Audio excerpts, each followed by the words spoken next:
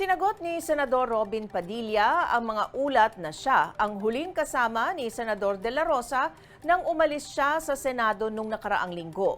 Mag-uulat ng live mula Pasay City si Lance Mexico. Lance, nasa na raw ba si Senador De La Rosa? Menchu, nasa bansa pa raw si Senador Bato de la Rosa. Ayon yan kay Senator Robin Padilla na sinasabing kasama ni de la Rosa nang umalis siya sa Senado noong May 14 ng madaling araw. Ani Padilla, wala siyang idea kung nasan talaga yung exact location nitong si de la Rosa.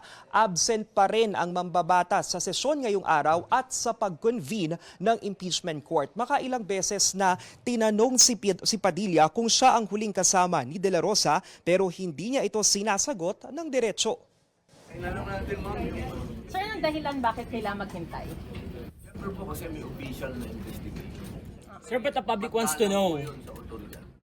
Ayaw man sagutin, iginiit ni Padilla na hindi raw aalis ng bansa si De La Rosa dahil mahal umano niya ang Pilipinas. Meron ng Immigration Lookout Bulletin Order laban kay De La Rosa kaya mamomonitor kung sakaling mang aalis siya ng bansa sa gitna ng arrest warrant mula sa International Criminal Court o ICC. Dahil yan sa kasong Crimes Against Humanity for Murder na may kinalaman sa madugong drug war ng Administrasyong Duterte. Tinanggi rin ni Padilla ang mga ulat na nasa Ninoy Aquino International Airport siya noong May 14 matapos umalis si Del Rosa ng Senado.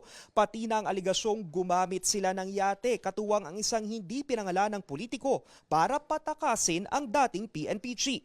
Kasi ako puwi lang ako ng bahay. 3 araw na nahanap ng asawa.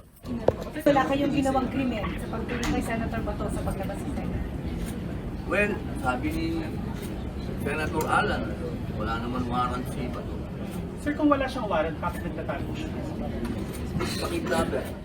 Sagot naman ni Padilla sa sinasabi ng National Bureau of Investigation o NBI na person of interest siya sa pagtakas ni De La Rosa.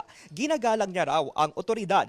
Ang majority member at kaalyado naman ng mga Duterte na si Senador Rodante Marcoleta. Binatikos ang mga abogado at law deans na nanindigang may legal na batayan para arestuhin si De La Rosa. Huwag kayo nagpapapaniwala doon sa mga din, mga abogado nagsasalita ng salita. Ililinlang lang nila kayo.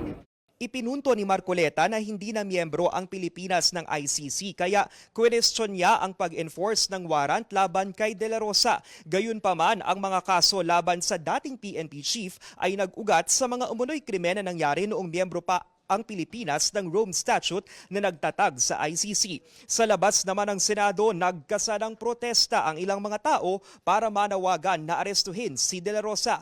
Kasabayan ng panawagan na patalsikin sa pwesto si Senate President Alan Peter Cayetano at ng impeachment trial ni Vice President Sara Duterte. Habang sa Kamara, naghain ng resolusyon ang Makabayan Bloc para himukin ang mababang kapulungan na manawagan kay De La Rosa na sumuko na lang sa ICC. Mention tinanong din si Padilla kung bakit kinakailangan pang umalis nitong si Del Rosa sa Senado, gayong binibigyan naman siya nito ng protective custody. Pero sabi ni Padilla, si De La Rosa lang daw ang makasasagot niyan. Matatanda ang sinabi noong nakaraang linggo ni Senate Surgeon at Arms Mau Aplasca na nag-offer daw itong si Senator De La Rosa kay PNP Chief Jose Melencio Nartates Jr. na manatili na lang sa kustodiya ng PNP. At yan muna ang latest dito sa Senado. Balik sa iyo, Menchu. Maraming salamat, Lance Mexico, nag-uulat mula Pasay City.